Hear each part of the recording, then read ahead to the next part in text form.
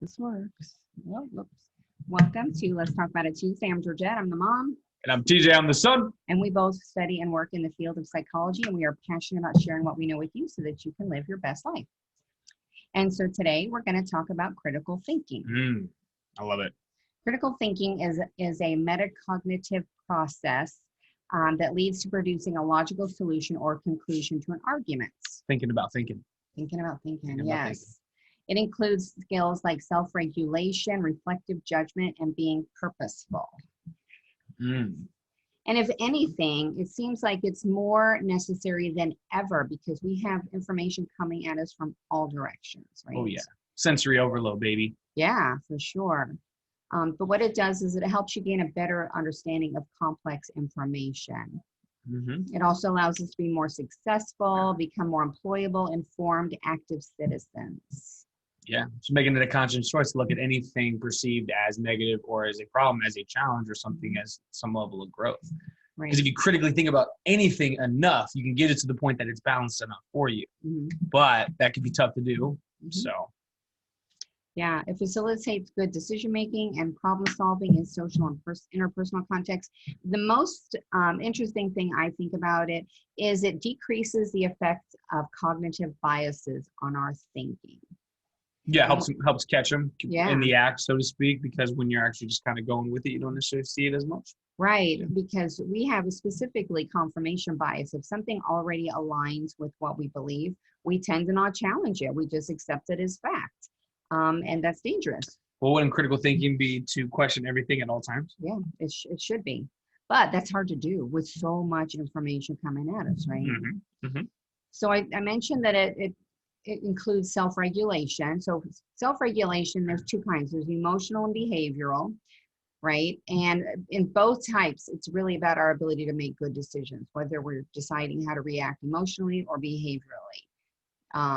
And if you've ever been infuriated with somebody like at work and bit your tongue, then you've emotionally regulated, right? If you've ever resisted the urge to eat dessert for breakfast, then you've behaviorally regulated, right? So when it comes to critical thinking, both types really play a role. You need to check your emotions, but you also need to take action to be informed. So they're both aspects of self-regulation are super important. Yeah, be informed. Be informed with the thoughts that you want to have in this situation. A good way to look at critical thinking is when you critically think for most things in your life, you will eventually get to the point that you will have the thoughts that you actually want towards that stimuli in question. Because when you don't, you will most likely have more so your automatic or your first instinctual responses towards it as kind of the almost like the construction or the baseline, the foundation of it. So by critically thinking, it's not changing who you are, is allowing you to get the thoughts that maybe you didn't even get the chance to think of yet. Right. That are more aligned with what you want. So besides self-regulation, we mentioned that it includes reflective judgment as well. So reflective judgment is basically describing the thinking that adults do. It's reasoning, and there are different stages of it. But what you want to get to that level where you understand that people build knowledge after analysis of a situation, and you realize that you need to continually consider new evidence and reevaluate your belief systems from time to time, right? So some steps you can take in critical thinking is first identify the situation or the problem. Have a clear picture of it, right? Because if you see it, it's going to be much easier when you are in the situation to both from a mental standpoint and just neurologically be safe in that. Because mirror neurons, your brain has a hard time differentiating whether you're just visualizing or actually experiencing something. So seeing yourself there and role playing actually is beneficial in the long term, and like was just mentioned, a critical thinking aspect. That's neat, the mirror neurons. I'm really fascinated by those. Like if I envision myself shooting a basketball, those muscles will fire off. Yeah, so then you want to do research, right? And not just looking at your social feed. That's not really research, because what comes on your social feed is basically supported by your confirmation bias. It's stuff you already believe in, right? So you want to make sure. You mean social media? Right. I'll say the whole thing. I'll just say social feed. Oh, sorry. I don't know what you were talking about. Oh, social media. Social media. Feed. Okay. Yeah. So you always want to question the source of who is giving you that information, right? Who's the author? What are their credentials? Who's backing the information? What methodology is being used? You want to look at those, right? Then, like we mentioned earlier, you want to identify your biases. You want to be able to infer. So once you see data, now you have to figure out for yourself what it means. Don't let somebody else tell you what it means. You need to be able to do that on your own. You need to be able to balance it yourself. Exactly. Yeah. Because if somebody challenges you, what are you going to say? Oh, somebody told me so.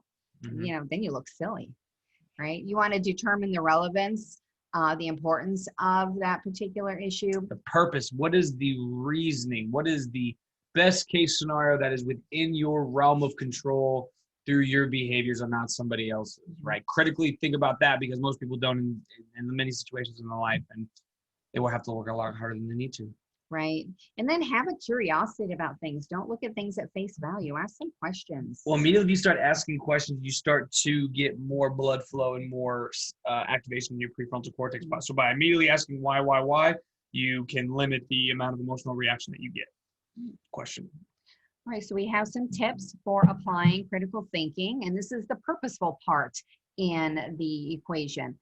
It says, save your critical thinking for things that matter, things you care about.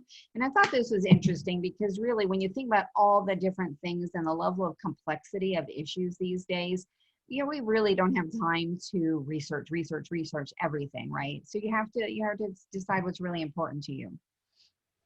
But here's the thing, you start doing the researching, then those things get to the point that they're already dealt with in their subconscious, and so you can move on to the next one. So yeah, it's always good to do everything.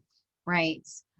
Do it early in your day to avoid faulty thinking resulting from decision fatigue. Yeah, at the end of the day, you ask me what I want for dinner, I'm gonna say I don't care. But I can't make any more decisions. So you'll want to think about the timing of your day. Make the decisions before the feeling dictates what is happening, because then we'll say this all the time. People make plans like a couple days out, and then the day I won't want to be there anymore. It's like, that's already the wrong mindset. So go out there and do it, because by the end of it, you will most likely feel better, and you'll feel better for yourself getting through that little discomfort, and you didn't let down your friends. So it's it's in even those situations as well. Take a step back and think about a problem a little bit longer, considering the basis for the reasons and consequences of responding in one way or the other.